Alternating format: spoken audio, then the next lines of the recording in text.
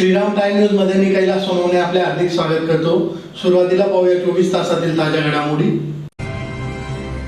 छत्रपती शिवाजी महाराजांच्या स्मारकाच्या कामाचा आमदार अनुप अग्रवाल यांच्या हस्ते शुभारंभ। न्यू शेरे पंजाब लॉज मध्ये वैध कागदपत्रांशिवाय राहणाऱ्या 4 बांगलादेशींना स्थानिक गुन्हे अन्वेषण शाखेच्या पथकाने केले जेरबंद। सुशासन सप्ताहानिमित्त जिल्हाधिकारी कार्यालयातील नवीन नियोजन सभागृह येथे कार्यशाळेचे आयोजन। चांदगड येथील टेकडीवरून अवैध गौण खनिज उत्खनन करून वाहतूक करणाऱ्यांवर कडक कारवाईची मागणी। आणि मालपूर येथे पशुचिकित्सा व जनजागृती शिबिर संपन्न। आता बातमीपत्र विस्ताराने।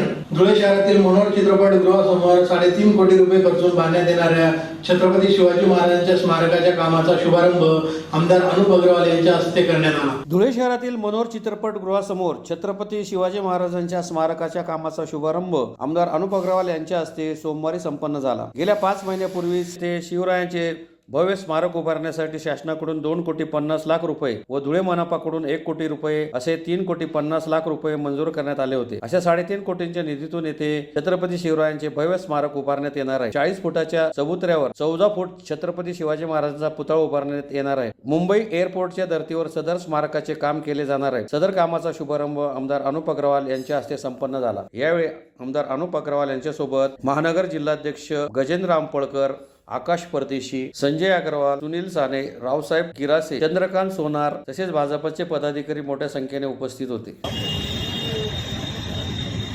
हिंदू स्वराज्याचे संस्थापक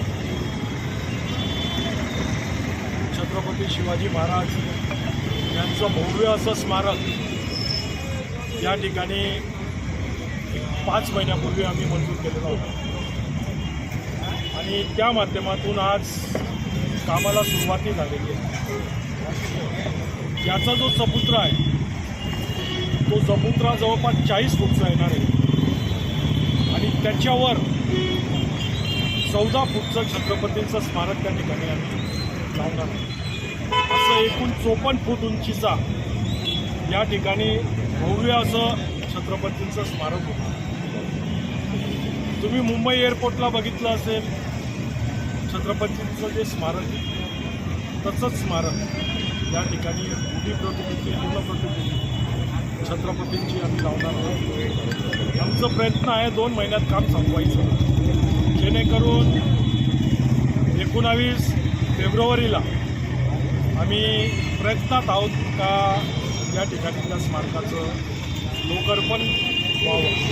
परंतु मला वाटत नाही, कारण की पुतळाही आतापर्यंत 60% पूर्ण झालेला आहे।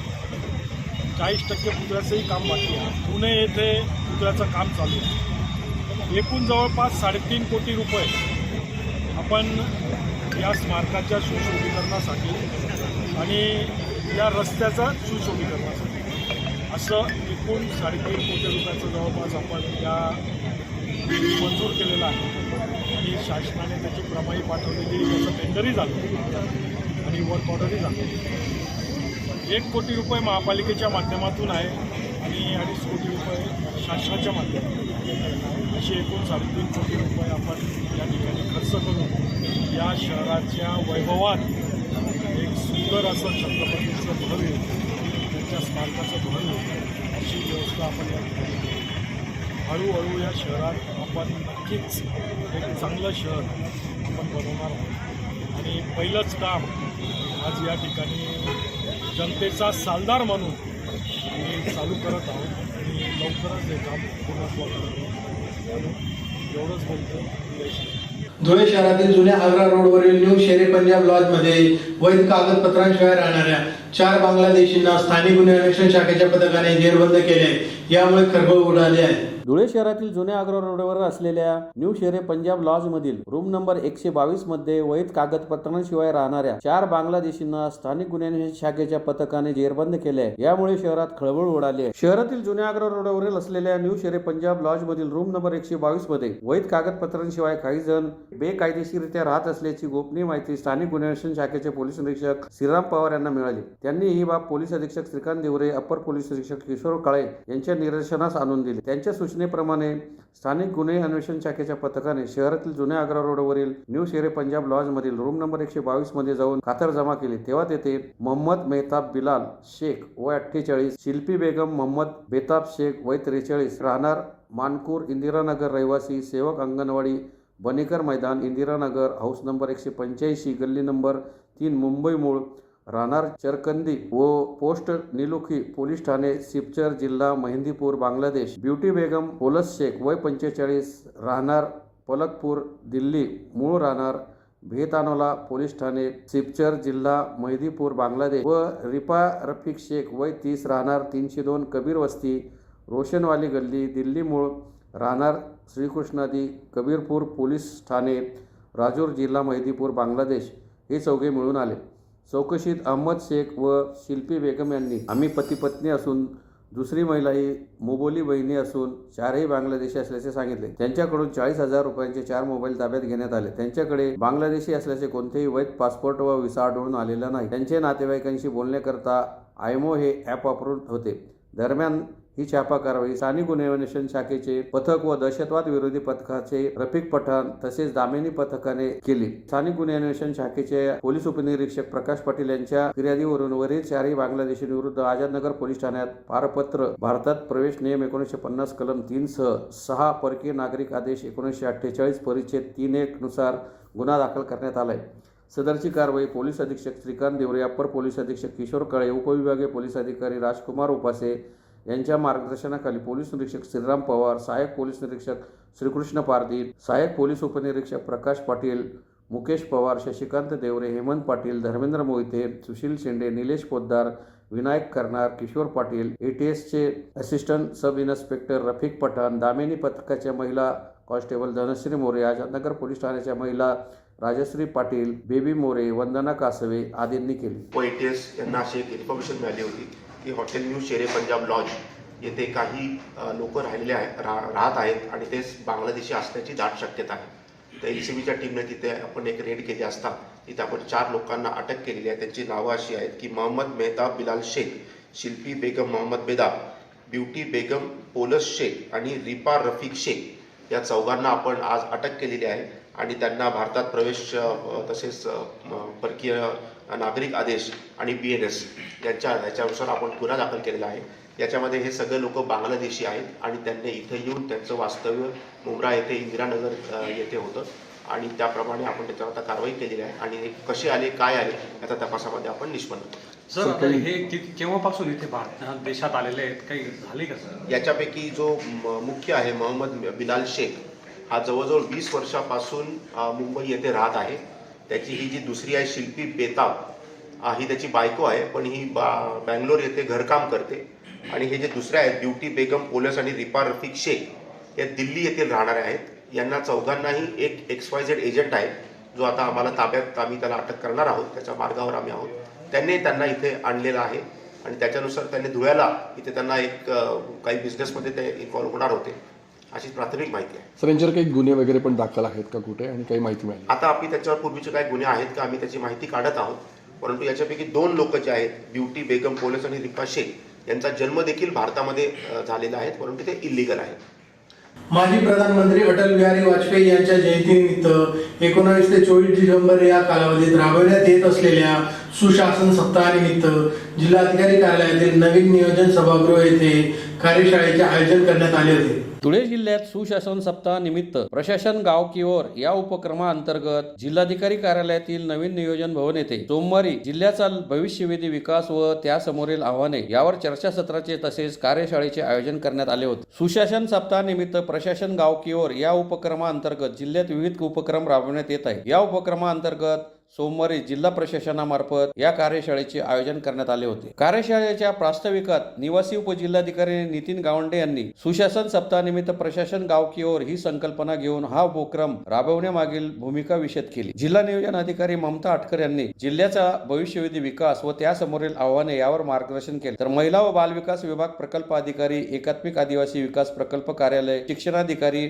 सखी वन स्टॉप सेंटर, पाणी पुरवठा व स्वच्छता, कृषी पोलीस, पशुसंवर्धन, महापालिका आदी विभागाच्या अधिकाऱ्यांनी सुशासन सप्ताहानिमित्त राबवण्यात येत असलेल्या उपक्रमांची माहिती सादरीकरणाद्वारे दिली। तसेच शासकीय कार्यालयात हेल्मेट सक्तीबाबत वाहतूक शाखेचे पोलीस निरीक्षक, तंबाखूमुक्त शासकीय कार्यालयाबाबत डॉक्टर नितीन पाटील, महाराष्ट्र लोकसेवा हक्क आयोग व आपले सरकार पोर्टलबाबत आर.डी. वाघ यांनी माहिती दिली। कार्यक्रमाच्या सुरुवातीस मान्यवरांच्या हस्ते दीप प्रज्वलन करण्यात आले। कार्यशाळेचे सूत्रसंचालन पूनम बेडसे यांनी केले तर उपस्थितांचे आभार उपमुख्य कार्यकारी अधिकारी अजय फडोळ यांनी मानले। कार्यक्रमात जिल्हाधिकारी जितेंद्र पापळकर तसेच मुख्य कार्यकारी अधिकारी विशाल नरवाडे यांनीही मार्गदर्शन केले। या प्रसंगी जिल्हा परिषदेचे मुख्य कार्यकारी अधिकारी विशाल नरवाडे, निवासी उपजिल्हाधिकारी नितीन गावंडे, उपविभागीय अधिकारी रोहन कुवर, उपजिल्हाधिकारी संजय बागडे, पोलीस उपअधीक्षक विश्वजित जाधव आदी उपस्थित होते। आठवडा त्यांचं एक्सटेंड केलं की त्यांना पुढच्या शनिवारपर्यंत त्यांनी तो आता गुड गव्हर्नन्स वीकचा गुड गव्हर्नन्स पंधरवाडा केला।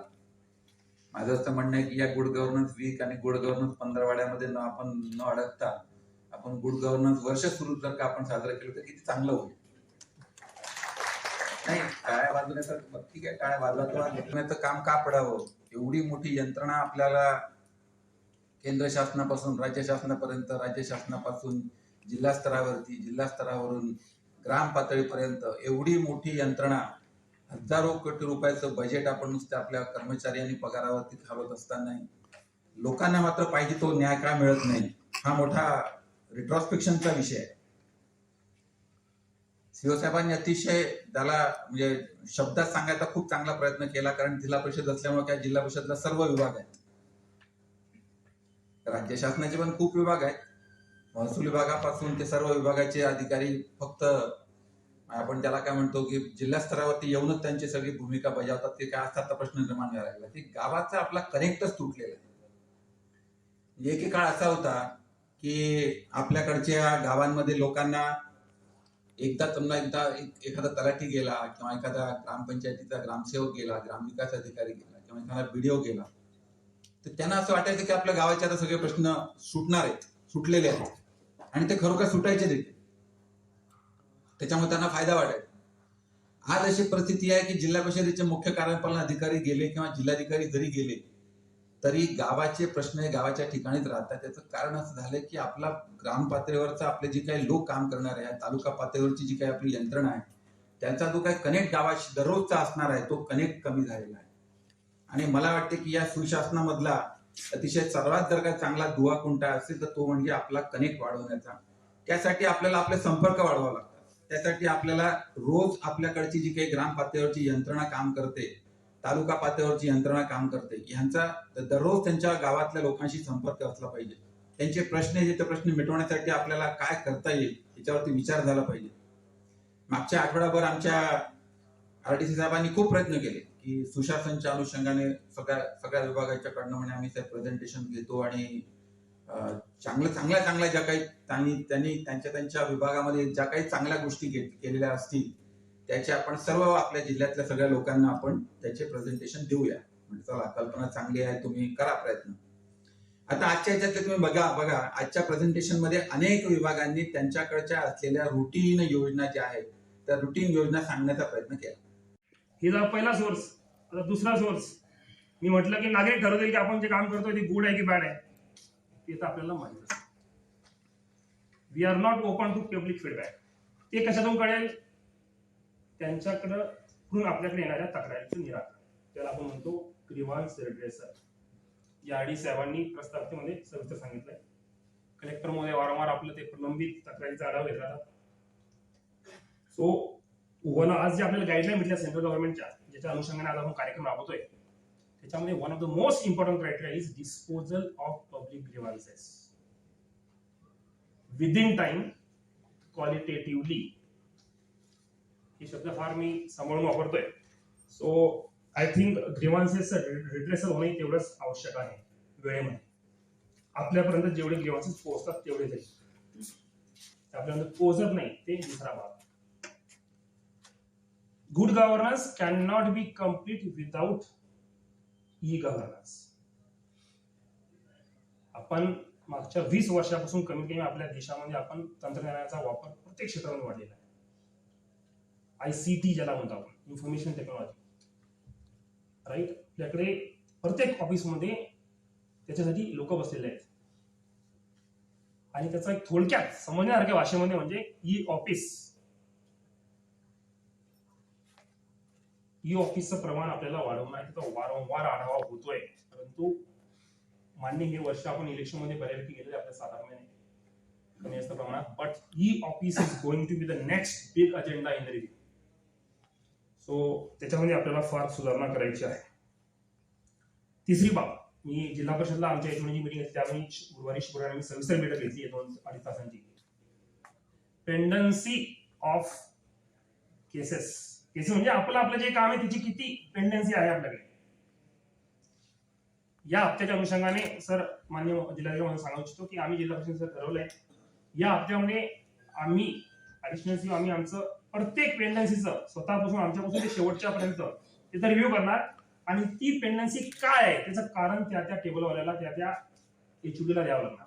शिंदखेडा तालुक्यातील चांदगड येथील टेकडीवरून अवैध गौण खनिज उत्खनन करून लाखो रुपयांचा महसूल बुडवणाऱ्यांवर चौकशी करून कारवाई करावी या मागणीसाठी ग्रामस्थांतर्फे जिल्हाधिकारी कार्यालयासमोर निदर्शने करून निवेदन देण्यात आले. शिंदखेडा तालुक्यातील चांदगड येथील टेकडीवरून अवैध गौण खनिज चोरून वाहतूक करून लाखो रुपयांचा महसूल बुडवणाऱ्यांवर कारवाई करावी या मागणीसाठी ग्रामस्थांतर्फे जिल्हाधिकारी कार्यालयासमोर निदर्शने करून निवेदन देण्यात आले. निवेदनात म्हटले आहे की शिंदखेडा तालुक्यातील चांदगड या ठिकाणी मोठी टेकडी असून सदर टेकडीतील माती व दगड असे गौण खनिज दीपक हिम्मत कोळी व विजय हिम्मत कोळी हे दोघे भाऊ दररोज 100 ते 125 ट्रिप ट्रॅक्टरने वाहून नेतात. त्यांचे बेकायदेशीर कृत्य सुमारे 4 महिन्यापासून सुरू आहे. आता सतत ट्रॅक्टरांची ये-जा सुरू झालेली आहे. त्यांनी करोडो रुपये गौण खनिज चोरी करून विक्री केलेली आहे. याबाबत आक्षेप घेतल्यावर ते आमच्यावर वरपर्यंत हप्ते जातात, तुम्ही आमचे काही करू शकत नाही असे सांगतात. तर तलाठी व मंडळ अधिकारी यांना सांगितल्यावर तक्रार केल्यावर तलाठी व मंडळ अधिकारी सदर दीपक व विजय कोळी बंधूंना आमची नावे सांगतात. परिणामी दीपक व विजय कोळी यांची हिंमत वाढली असून त्यांचे गुंडगिरीचे साम्राज्य निर्माण झाले. तरी सदर बाबीची त्वरित कारवाई करण्याचे आदेश व्हावेत अशी मागणी करण्यात आली आहे. यावेळी शांताराम कोळी, हिरालाल कोळी, भगवान कोळी, दगा कोळी, भरत कोळी, चुनीलाल कोळी, मोतीलाल कोळी, मुकेश कोळी, कैलास कोळी, योगेश कोळी यांच्यासह ग्रामस्थ उपस्थित होते. नामदेव आकडमल, राहणार चांदगड तालुका शिंदखेडा, चांदगड गावाचा सरपंच या नात्याने दीपक हिम्मत कोळी व विजय हिम्मत कोळी याला सांगायला गेलो की उत्खनन करू नको, गावाची संपत्ती आहे. त्याने मला धमकी दिली, तू यात्रेमध्ये ये, तुला यात्रेत तोडून मारून फेकून देऊ. परंतु त्यांनी माझं ऐकलं नाही. या बार यात्रेत मला मारलं, प्रोटेक्शन पोलिसांसमोर मारलेलं आहे.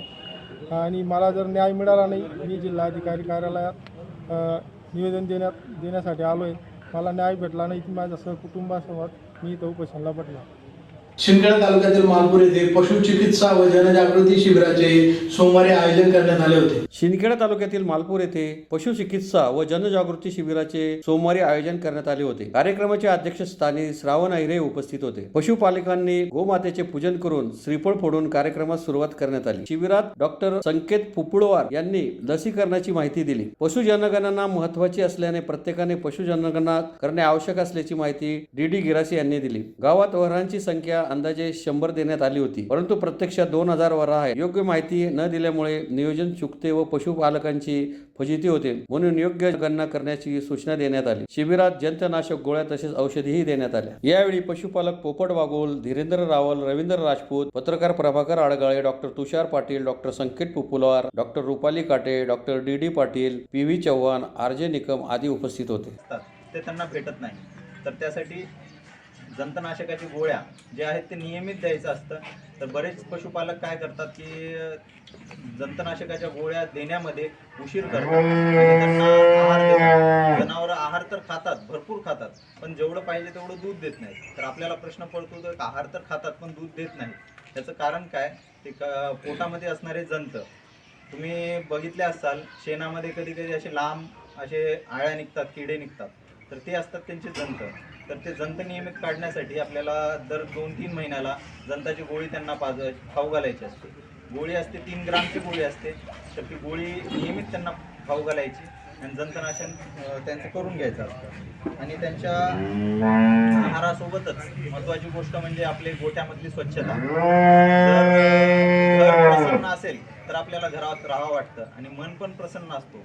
त्याचप्रमाणे जनावरांचा गोठा जर स्वच्छ असेल आणि जनावरांचे खेळती हवा असेल, सर्व गोष्टी जर स्वच्छ असतील, पुरेसं पाणी असेल, स्वच्छता असेल, तर जनावरांना पण ते त्यांचं व्यवस्थित दूध उत्पन्न देण्यासाठी त्यांना पण दूध उत्पन्नात भर होईल. बऱ्याच ठिकाणी असं निकर्षणात आलेलं आहे की काही जणांचे खूप मोठे मोठे गोठे आहेत आणि त्यांनी तेवढी स्वच्छता पण गोठ्यामध्ये ठेवलेली आहे. त्यांनी त्यांच्या दुधामध्ये पण भरपूर उत्पन्न वाढलेलं आहे. ही गोष्ट कशी आहे, दिसत नाही पण असतं. तर ह्या गोष्टीमध्ये आहे ना आपल्याला लक्ष द्यावं लागतं की जनावराच्या गोठ्यामध्ये कोपऱ्या कपाऱ्यामध्ये जे गोचिडांचे अंडे असतात तर ते जनावरांवर बसतात आणि ते जसं मी सांगितलं तुम्हाला पोटामध्ये जे कुर्मी असतात त्याचप्रमाणे शरीरावरून पण गोचिड असतात. ते गोचिड पण शरीरातल्या रक्तातले जे मिनरल मिक्सचरचे घटक आहेत ते ओढून घेतात, शोषून घेतात आणि त्यामुळे आहे ना जे दुधामध्ये घटक लागतं, जे कॅल्शियम लागतं, जे मिनरल्स लागतात ते त्यांना पुरेपूर भेटत नाही. मग त्यामुळं त्याचसोबत आतल्या जंतांचं आपण जंतनाशक देऊन जंताची गोळ्या देऊन त्याचं निवारण करतो. त्याचप्रमाणे गोचिडांसाठी पण आपल्याला तेवढीच काळजी घ्यायची असतं. गोठा स्वच्छ करणे आणि गोचिडांची औषधे फवारणे. जनावरांच्या अंगावर जर गोचिड नसेल आणि त्यांची स्वच्छता जर असेल तर तुम्हाला नक्कीच दुधामध्ये पण त्याचं उत्पन्न चांगलं वाढून दिसेल. तर त्या पण गोष्टी आहेत. आणि दुसऱ्या गोष्टी, जनावर कधी चारा कमी खातो, आपण दुर्लक्ष करतो आणि त्यांना शरीरामध्ये बिमारी असते. पुन्हा एक नजर ठळक घडामोडींवर. छत्रपती शिवाजी महाराजांच्या स्मारकाच्या कामाचा आमदार अनुप अग्रवाल यांच्या हस्ते शुभारंभ. न्यू शेरे पंजाब लॉजमध्ये वैध कागदपत्रांशिवाय राहणाऱ्या 4 बांगलादेशींना स्थानिक गुन्हे अन्वेषण शाखेच्या पथकाने केले जेरबंद. सुशासन सप्ताहानिमित्त जिल्हाधिकारी कार्यालयातील नवीन नियोजन सभागृह येथे कार्यशाळेचे आयोजन. चांदगड येथील टेकडीवरून अवैध गौण खनिज उत्खनन करून वाहतूक करणाऱ्यांवर कडक कारवाईची मागणी. आणि मालपूर येथे पशुचिकित्सा व जनजागृती शिबिर संपन्न. याचबरोबर श्रीराम टाइम न्यूजचे बातमीपत्र संपले. दिवसभरातील ताज्या घडामोडींसाठी पाहत राहा श्रीराम टाइम न्यूज. भेटूया पुढील प्रसारणात. तोपर्यंत नमस्कार.